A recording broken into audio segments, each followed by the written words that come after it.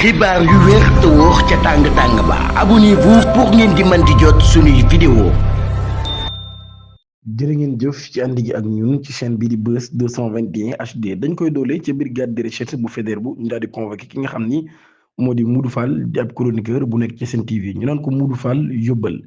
moom mi ñu ngi koy toppee ci ay kàddu yoo xam ne daf ko yëkkati di wax nag daal dañoo bëgg ko le motif Bougane Gueye Dany ngir xam le ni moom moo financé boo yooyu ngir ñuy ruube ci université Cheikh Anta Diop di Dakar mais xam ne ni sax loolu yi fay nañ ay ndaw ngir ñuy wër plateau télé yi di ko fa wax loolu yi kon nag di ay kàddu yoo xam ni procureur bi mu ko déggee rek da daal di autosaisir ci nu mu gën a gaawee ginnaaw ba ñu daal di convoqué Modou Fall te moom mi nag ba moytuwul dinañ ko placé en garde à vue ndax kàddu yu doy waar yooyu nga xam ni daan na koy yëkkati ñu jàpp ni nag mën naa indi ak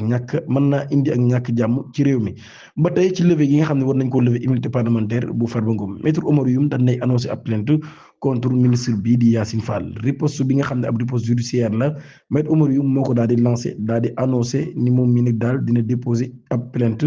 contre la ministre de la Justice Yacine Fall ngir violation grave des droits de son client le député Farba Ngom ba tey ci loolu nag daal muy exprimé en marge d'une conférence de presse ce mardi 11 février au Café des Roms. L'avocat a indiqué que la plainte sera déposée au Sénégal et en cas d'absence de suite portée devant les juridictions internationales mun nag daal kon bu fekkee mbir mi amul suite ci réewum Sénégal dinañ ko yóbbu ci juridiction internationale yi rawatina France ngir violation du droit à l'image, atteinte à la vie privée, violation des données personnelles et du secret des correspondances loolu yi daal di xamle bu ñu sukkandikoo ci maître Youm nag la ministre moom mii nag daal dafa commis trop d'erreurs maanaam dafa def ay jumte yu bëree bëri ci session dossier bu Farba Ngom boobee rawatina instruisant dit-il un appel visant à maintenir son client en détention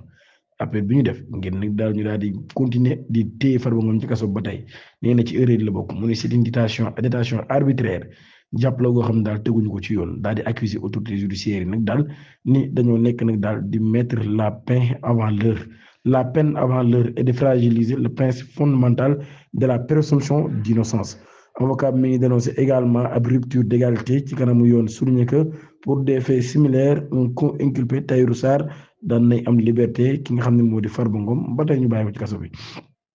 beneen point bu ñu soulever état de santé des députés maître Oumar Youm daal di wax nag daal 2 rapports médicaux daan nay ordonnés par le juge concluant à une incompatibilité entre son état de santé et de la détention malgré cela Farba Ngom ba tey mi ngi des ñu koy téye ci kaso bi depuis près d'1 an maanaam daanaka lu jege at avocat bi mi ngi fàttali nag daal les députés elle a retenu au moment d'examiner la demande de levée de l'immunité parlementaire de leur collège estimant que cette immunité protège la fonction des représentants du peuple et ne peut être remis en cause en violation des règles constitutionnelles loolu la met Oumar Youm daal di xamle dina xarlu bu baax a baax nag mbir mi nga xam daan nay am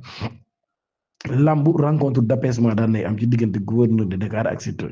ci ab contexte marqué par les tensions autour de la lutte sénégalaise ab rencontre d'apaisement daan nay am entre le gouverneur de Dakar Ousmane Kane ak lutteur bii di Siteu yooyu ñoom mi ngi am ginnaaw essence yu amoon autorité administrative bii nag daal ak acteur de l'arène bi ay débat yoo xam daal ne suscité woon nag certaines déclarations publiques des lutteurs daal ko interprété par certains comme une incompréhension du message sécuritaire porté par l'État rencontre bi kon nag daal nay am ci ab présence personnalité boo xam nag moo ci joué ab rôle clé ca médiation bi nga xam nag daal nay am de la démarche Max Mbergane manager des lutteurs Youssou Ndoye capitaine de l'équipe nationale de basketball et proche de Siteu Ibrahima Faye Beuz PDG de Lutte TV moom mi tamit daan na ci jouer ab rôle bu am solo lool ci lu tëpp ci waxtu daan nañ koy amal ay waxtaan yu am solo lool ginnaaw ba sax daan nañu ànd ak photo boo xam ne nag daal photo la bu am solo responsable national des femmes de la République des valeurs madame Madeline Mindy Diocé daan nañ koy convoqué ci commissariat central ba suba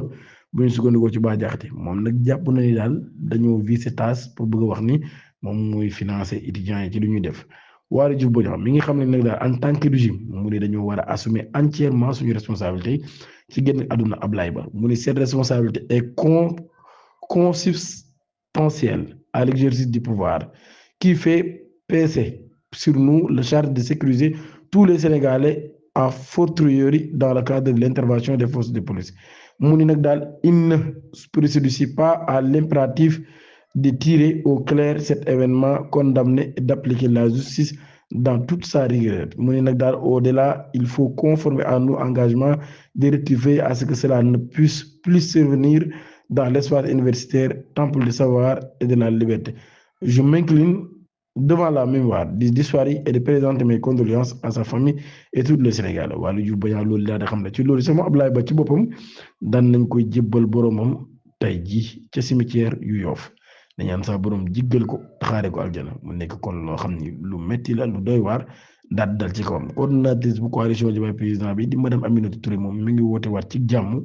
ak ci dal waaye tamit ñu amal ay waxtaan yu am solo lool yuy tax ci université Cheikh Anta Diop bu Dakar bee daal jàmm daal fay dellu si waat ki nga xam ne moo di Djiby Dramé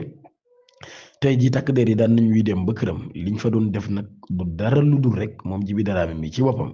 ñu daal di perquisitionné këram xool bu baax a baax ndax amul ay mbir yoo xam ne ma nga fa yoo xam ne dinañ ko mën a toppee ba tey wala mbir mi nag mi ngi am mardi lañ fa dem ba 11h jotee wala 11h30 nekk nañ fa ba midi bi muy génn nag gis nañ ko mu yor mbuus gu ñuul sol benn capuchon takk benn cap ci boppam moom Djiby Dramé Khaliphone Sall ma réer mër ci réewum France ñenn ñi ne leen dañ koo jàpp. bokk na ci waxi si Ahmed Cissé mu ne Khaliphone Sall jamono jikkoon mu ngi ci loxoy yoon ginnaaw bi nga xamee ni ñetti fan a ngi nii 72 heures kenn déggu ko mu wax kenn gisu ko mu def kenn gisu ko mu gindi loolu nag daa choqué toile bi bu baax a baax ndax Khaliphone nañ koo xam ci ay sorties yoo xam ni daf koy faral di def lu baree bari moo tax tey ji daal du ko ñu bari gisul ñuy laaj ci ana Khaliphone où se trouve Khaliphone où est Khaliphone loolu lañ ñëpp di laaj. fu Khaliphone nekk ñenn ñi daal di indi ñaari thèse ni soit dañ koo jàpp mu nga ci réewum France ñu téye soit dañ ko rapatrier indi ko ci réewum Sénégal waaye daal ba tey ci loolu yépp kenn xamul lan moo xew verdict de la chambre criminelle SM Sène tëj nañ ko pour viol ak pédophilie ci gàmmu bu Thiénaba chambre criminelle du tribunal de grande instance de Thiès daan nay joxe délibéré bi nga concerné nappkat bii di SM Sène ñu koy toppee ngir viol pédophilie et détournement de mineurs moom mii nag daal ñu ngi ko tegoon loxo le 13 janvier 2000 ñu ngi ko avait été jugé ñu ngi ko àtte woon kon le 13 janvier 2026 ci délibéré bi nga xam ne nag daal ginnaaw ba daan nay am tribunal daan nay déclaré SM Sène coupable des chefs d'accusation et la condamné à 6 ans de réclusion criminelle maanaam kon juróom-benni at lañ ko tëj waaye war naa verser ab somme mu toll ci 500 000 francs CFA ngir titre de réparation 25 ans la am di ab pêcheur ñu giñ kon nag daal dafa imposer des rapports sexuels à F Gueye une mineure de 16 ans fee mi ngi am ci guddi gàmmu bu 2021 ca Thiénaba condamné bi nag daal daan na weddi woon mbir yi ba mu set wicc daal déclaré nag daal n'avoir jamais eu des rapports sexuels avec la victime malgré ses dénégations. Le procureur de la République avait estimé que SM Sène était coupable des faits reprochés et avait requis une peine de 10 ans de réclusion criminelle maanaam moom fukki at la saak woon ndax jàpp na ne ki nga xam ne moo di SM Sène ci boppam moom moo def loolu daal mooy xalaat procureur haute cour de justice bu ñu sukkandikoo journal bii di Les Échos l'Observateur ñaari journaux yooyu daal daan nañu xam ne ni ñu ngi tijji ab procédure de mise en accusation boo xam dafay viser Abdoulaye Diouf Sarr ak maître Moussa Bocar Thiam selon leurs informations le processus est déjà en cours commission technique bi dinañ dajale 19 février ci ab séance plénière le 23 février 2026 étape clé avant l'examen final du dossier jërë ngeen